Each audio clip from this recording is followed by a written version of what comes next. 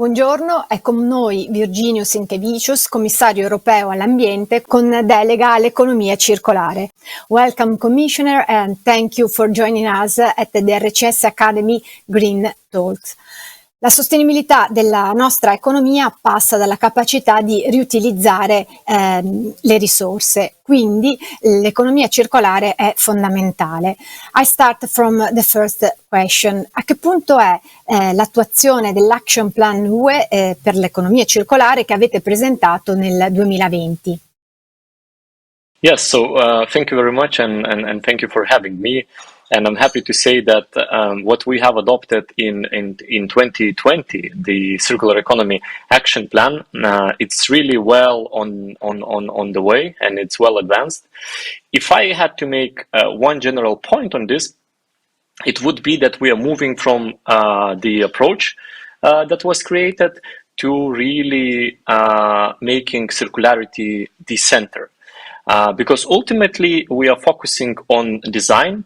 Good design is absolutely crucial, and of course producers decide about the possibility to reuse, recycle at the end of the day.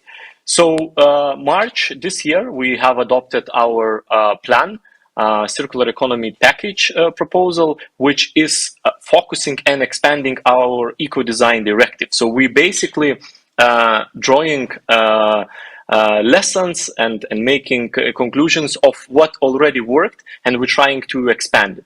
So it will be a radical change on EU rules, on eco-design, and soon it will cover not only energy use, but the product design phase, in which we want to, of course, from the very beginning, put in certain criteria which would make goods to serve consumers longer, which would be reusable, which would have recycled content in it, and so on. And that said, of course, we see that this is extremely relevant to these times, because when we see energy crisis looming in Europe, energy prices looming, we see that this proposal will help us significantly decrease energy bills to Europeans.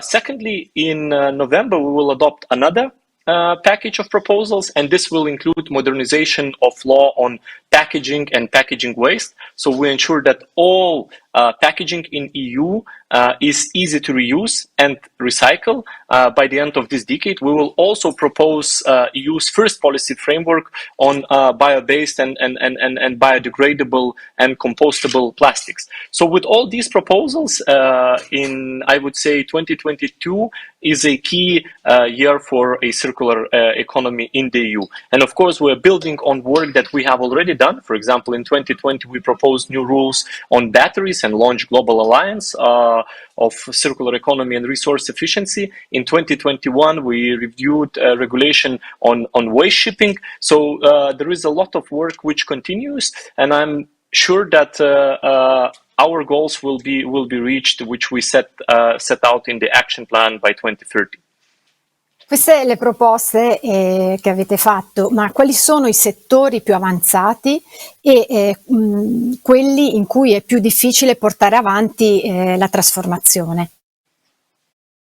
So, absolutely. Transitioning to a circular economy requires the whole value chain. The whole production, consumption system, and every sector to be actively involved. And I truly believe that those who are first to move, they're going to have a first mover's advantage and know how to implement decisions which consumers will like, and of course will help businesses to save. Because of all this, we identify a set of key product-based value chains to address the circular economy in our action plan. And these are, first of all, of course, electronics, ICT, batteries, vehicles, packaging, plastics, textiles, construction, buildings, food, water, and nutrients. These, I would say, are, of course, key value chains that we have identified because they have the highest environmental impact. So this means it means that they are also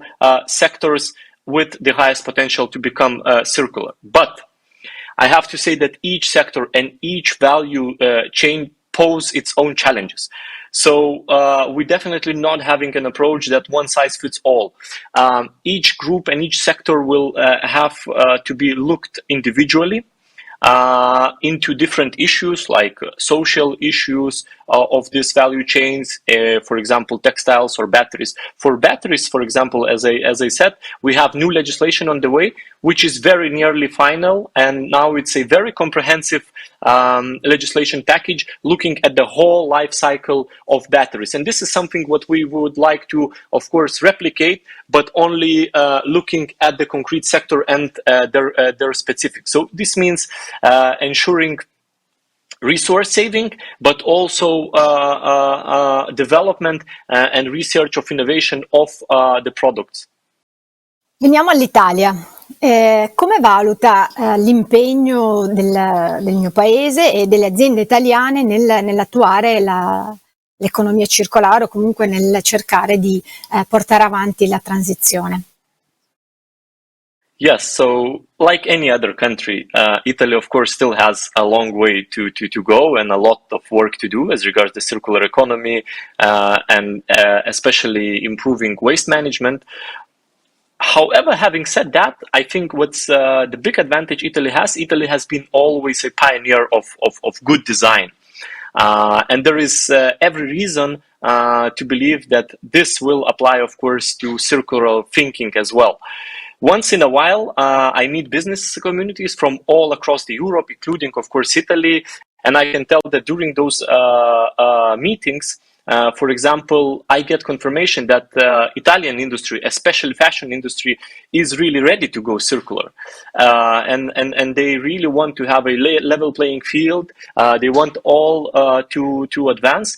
Moreover, of course, what's very important, Italian government adopted good initiatives transposing EU law into national legislation. So now, of course, it's extremely important to ensure that they are fully implemented.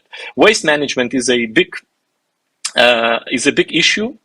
Italy needs to improve municipal waste management, in particular by reducing landfilling and increasing separate collection of waste in southern regions of Italy.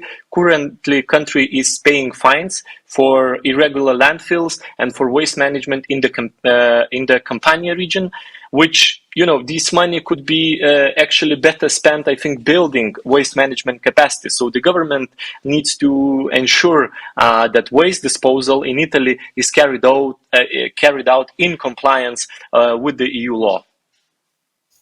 Thank you, Commissioner, for your time. And io ora restituisco la parola ai miei colleghi. Grazie ancora. Thank you again. Thank you very much for having me.